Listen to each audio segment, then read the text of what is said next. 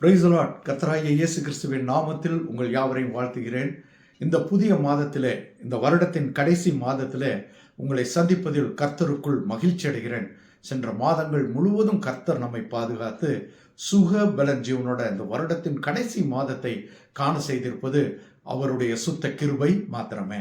இந்த நாளிலே நாம் பார்க்கும் காரியம் ஏசாயா 60:1-2 வசனங்கள்.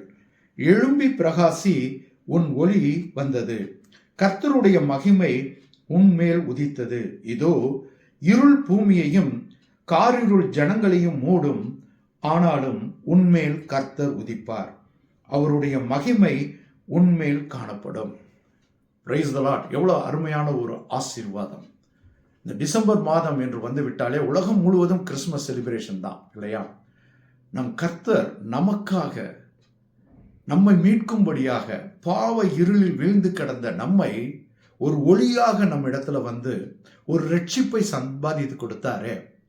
அவர் சொல்லும் காரியம், அந்த ஒளியிலே நீ இருக்கிறாய், எழும்பி பிரகாசி, என் ஒளி உன்மேல் இருக்கிறது, என் மகிமை உன்மேல் இருக்கும். அந்த ஒளியை நீ பெற்றுக்கொண்டு அதிலே நீ நடக்கும் பொழுது என்னை மகிமைப்படுத்துவாய். எவ்வளவு ஆசீர்வாதமான ஒரு காரியம். இந்த உலகத்தில் பிரச்சனைகள் உண்டு, பாடுகள் உண்டு, வேதனைகள் உண்டு, இருள் போல நிறைவான பாவங்கள் உண்டு. ஆனால் கர்த்தருடைய பிள்ளைகளாகிய நாம், கர்த்தருடைய ஒளியை பெற்றுக்கொண்ட நாம், அந்த ரட்சிப்பை சம்பாதி கொடுத்த நம் தேவனை நாம் மகிமைப்படுத்தும் பொழுது, அந்த ஒளியிலே நாம் நடக்கும் பொழுது நாம் எழும்பி பிரகாசிக்க முடியும். இந்த உலகத்தின் பாடுகள், வேதனைகள் எல்லாம் ஒன்றுமில்லை. அதுதான் அதே அதிகாரத்தில் 19-20 வசனத்தை பார்த்தோம் என்றால், இனி சூரியன் உனக்கு பகலிலே வெளிச்சமாய் இராமலும், சந்திரன் உன் வெளிச்சத்தால் உனக்கு தன் வெளிச்சத்தால் பிரகாசியாமலும், கர்த்தரே உனக்கு நித்திய வெளிச்சமும் உன் தேவனே உனக்கு மகிமையுமாய் இருப்பார். எவ்வளவு ஆசீர்வாதம். உலகத்தில் நாம் பார்க்கும் பொழுது சூரியன் பகல்ல வெளிச்சமாக நமக்கு தோணுகிறது, இருளிலே சந்திரன். ஆனால் அதைவிட மேலானது கர்த்தருடைய ஒளி நம்மேல் இருக்கும் பொழுது நாம் பிரகாசிக்க முடியும். அப்படி பிரகாசிக்கும் பொழுது பாருங்க, உன் சூரியன் இனி அஸ்மதிப்பதில்லை, உன் சந்திரன் மறைவதும் இல்லை, கர்த்தரே உனக்கு நித்திய வெளிச்சமாய் இருப்பார். உன் துக்க நாட்கள் முடிந்து போம், உன் துக்க நாட்கள் முடிந்து போம். அவரை நீ ஒளியாக ஏற்றுக்கொண்டு அவர் ஒளியிலே நீ பிரகாசிக்கும் பொழுது, யாருக்குமே அந்த ஒளி என்பது நமக்கு வழிகாட்டியாக இருக்கும்.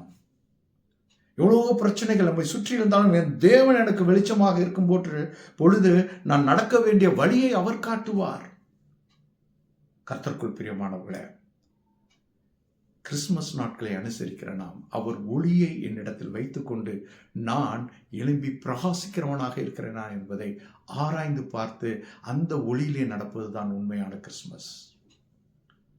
இந்த மாதத்துல இன்னும் அதிகமாக நம்மை ஆராய்ந்து பார்த்து, எனக்காக இந்த உலகத்துல வந்தீரே, உம்முடைய ஒளியை எனக்கு தந்தீரே, உம்முடைய ஒளியிலே நான் நடந்து மற்றவர்களுக்கும் அந்த வெளிச்சத்தை காட்டி உம்முடைய வழியிலே நடக்க நான் ஒரு காரணமாக இருக்க வேண்டும் என்று நம்மை ஆராய்ந்து பார்த்து செய்வதுதான் உண்மையான கிறிஸ்துமஸ். அப்படி இருக்கும் பொழுதுதான், அந்த ஒளியிலே நடக்கும் பொழுதுதான் அடுத்த 2வது வசனம் சொல்கிறது, இதோ இருள் பூமியையும் காரிருள் ஜனங்களையும் மூடும், பாவ இருள் சுற்றிலும் இருக்கும், ஆனாலும் உன்மேல் கர்த்தர் உதிப்பார். கர்த்தரின் வெளிச்சம் உன்னோடு இருக்கும் பொழுது அந்த பாவ இருள் போன்ற உலகத்துல நான் நடந்தாலும் வெளிச்சத்தின் பிள்ளையாய் நான் நடக்க முடியும். அவருடைய மகிமை நம் மூலமாக வெளிப்படும்.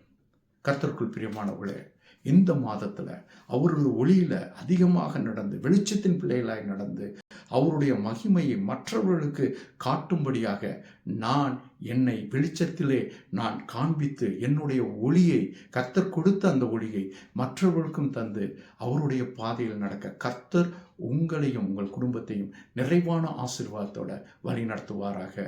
ஆமேன், ஆமேன்.